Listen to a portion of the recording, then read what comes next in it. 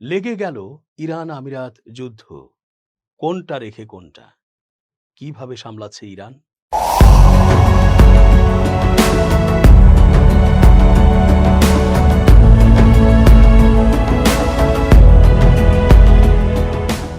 আসসালামু আলাইকুম দর্শক, কেমন আছেন?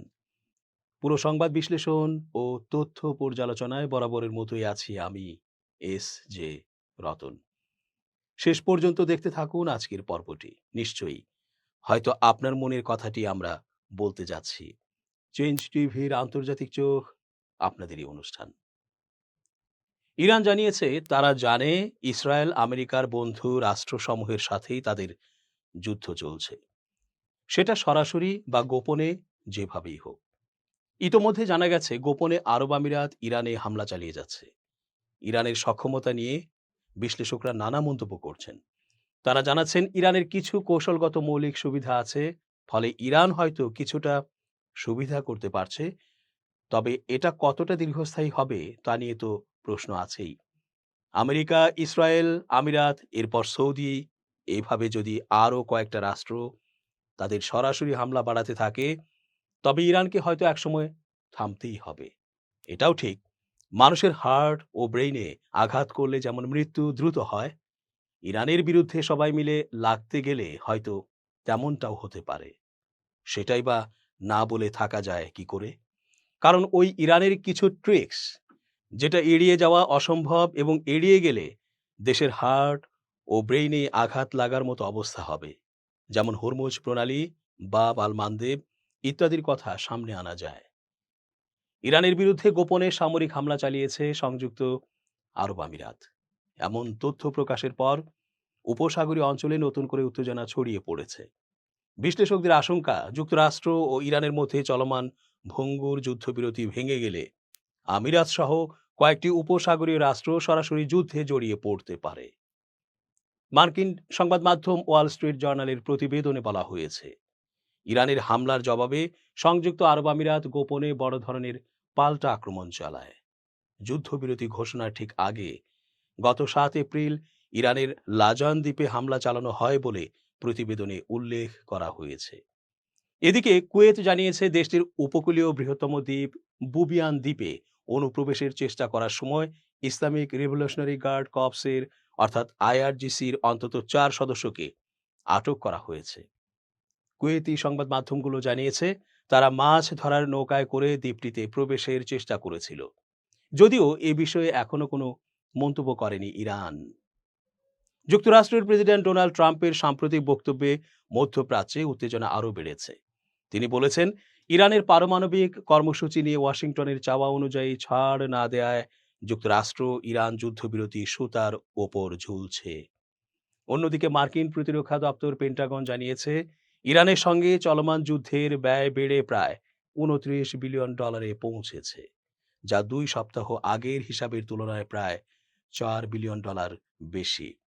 গত 28 ফেব্রুয়ারি শুরু হওয়া যুদ্ধে ইরানের ক্ষেপণাস্ত্র ও ড্রোন হামলার অন্যতম লক্ষ্য ছিল সংযুক্ত আরব আমিরাত। পর্যবেক্ষকদের মতে ইসরায়েলের সঙ্গে সম্পর্ক স্বাভাবিকীকরণ সহ বিভিন্ন কারণে তেহরানের সঙ্গে আমিরাতের কূটনৈতিক বৈরিতা দীর্ঘদিনের।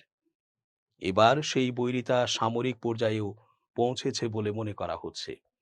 প্রতিবেদনে আরও বলা হয়, সংযুক্ত আরব আমিরাত পরিচালিত ফরাসি মিরাজ যুদ্ধবিমান ও চীনা উইং লং ড্রোন ইরানের আকাশ সীমায় সক্রিয় ছিল বলে স্যাটেলাইট চিত্রে দেখা গেছে। এর আগে ইরান অভিযোগ করেছিল আমিরাত ও কুয়েত তাদের বিরুদ্ধে হামলায় সহযোগিতা করেছে। তবে উপসাগরীয় দেশগুলোর মধ্যে এ বিষয়ে এখনও স্পষ্ট বিভাজন রয়েছে। সৌদি আরব ও কাতার এখনও সরাসরি সামরিক প্রতিশোধে জড়াতে অনাগ্রহী। সৌদি আরবের সাবেক রাষ্ট্রদূত তুর্কি আল ফয়সাল সতর্ক করে বলেছেন, ইরানের সঙ্গে পূর্ণমাত্রার যুদ্ধ শুরু হলে গোটা অঞ্চল ধ্বংসস্তূপে পরিণত হতে পারে। তিনি বলেন, সৌদি আরব যুদ্ধে জড়ালে দেশটির পূর্বাঞ্চলের তেল স্থাপনা, লবণাক্ত পানি বিশুদ্ধকরণ কেন্দ্র এবং হজ ব্যবস্থাপনা মারাত্মক ক্ষতির মুখে পড়বে। একই সঙ্গে থমকে যাবে দেশটির উচ্চাভিলাষী ভিশন 2030 প্রকল্প। ইসরায়েলে নিযুক্ত মার্কিন রাষ্ট্রদূত মাইক হাকাবি জানিয়েছেন, সংযুক্ত আরব আমিরাতের প্রতিরক্ষা জোরদারে দেশটিতে আয়রন ডোম ক্ষেপণাস্ত্র প্রতিরক্ষা ব্যবস্থা ও সেনা সদস্য পাঠিয়েছে ইসরায়েল। এদিকে সাম্প্রতিক ইরানি হামলায় সংযুক্ত আরব আমিরাতের সবচেয়ে বড় গ্যাস প্ল্যান্ট প্রায় 2 বছরের জন্য বন্ধ হয়ে গেছে বলে জানিয়েছে প্রতিষ্ঠান অ্যাডনক গ্যাস। প্রতিষ্ঠানটির ভাষ্য, আগামী বছর পর্যন্ত পুরোপুরি মেরামত সম্ভব হবে না। 2026 সালের শেষ নাগাদ উৎপাদন সক্ষমতা 80% উন্নীত করার পরিকল্পনা রয়েছে, আর পূর্ণ সক্ষমতায় ফিরতে সময় লাগবে 2027 সাল পর্যন্ত। জাতিসংঘে নিযুক্ত যুক্তরাষ্ট্রের রাষ্ট্রদূত মাইক ওয়ালজ বলেছেন, ইরানের সঙ্গে চলমান সংঘাতের সময় সংযুক্ত আরব আমিরাতে ক্ষেপণাস্ত্র প্রতিরক্ষা ব্যবস্থা, আয়রন ডোম এবং সেনা সদস্য পাঠিয়েছে ইসরায়েল। তিনি সোমবার এক বক্তব্যে এ মন্তব্য করেন, যা পরে ইসরায়েলি সংবাদ মাধ্যম ইসরায়েল হায়ুম উদ্ধৃত করে জানায়, আমরা দেখেছি সংযুক্ত আরব আমিরাত ইসরায়েল সরবরাহ করা আয়রন ডোম ব্যবহার করেছে। পরে তেল আবিবে আয়োজিত এক অনুষ্ঠানে যুক্তরাষ্ট্রের ইসরায়েল বিষয়ক রাষ্ট্রদূত মাইক হাকাবি বিষয়টি নিশ্চিত করে বলেন, আমি সংযুক্ত আরব আমিরাতকে ধন্যবাদ জানাতে চাই। আব্রাহাম অ্যাকর্ডসের প্রথম সদস্য হিসেবে তারা গুরুত্বপূর্ণ ভূমিকা রেখেছে। শুধু সহযোগিতার সুফল দেখুন, ইসরায়েল তাদের কাছে আয়রন ডোম ব্যাটারি এবং তা পরিচালনার জন্য কর্মী পাঠিয়েছে। হাকাবি আরো বলেন, তিনি খুবই আশাবাদী যে মধ্যপ্রাচ্যের আরও দেশ শিগগির আব্রাহাম অ্যাকর্ডসে যুক্ত হবে, যার মাধ্যমে ইসরায়েলের সঙ্গে নতুন কূটনৈতিক সম্পর্ক স্থাপন হবে। এই মন্তব্যগুলো ইসরায়েল ও সংযুক্ত আরব আমিরাতের মধ্যে ক্রমবর্ধমান প্রতিরক্ষা সহযোগিতার ইঙ্গিত দিচ্ছে। একই সঙ্গে এটি ইরান ইসরায়েল উত্তেজনার প্রেক্ষাপটে আঞ্চলিক নিরাপত্তা পরিস্থিতিকে আরও জটিল করে তুলছে। উল্লেখ্য, ইসরায়েল, সংযুক্ত আরব আমিরাত এবং ইরানের মধ্যে সাম্প্রতিক বছরগুলোতে মধ্যপ্রাচ্যের কূটনৈতিক ও সামরিক সমীকরণ দ্রুত পরিবর্তিত হচ্ছে। লেবাননের সশস্ত্র গোষ্ঠী হিজবুল্লাহর সঙ্গে সম্পৃক্ততার অভিযোগে 21 ব্যক্তি ও প্রতিষ্ঠানকে সন্ত্রাসী হিসেবে তালিকাভুক্ত করেছে সংযুক্ত আরব আমিরাত। এর মধ্যে 16 জন লেবানিজ নাগরিক এবং 5টি লেবানন ভিত্তিক বাণিজ্যিক প্রতিষ্ঠান রয়েছে।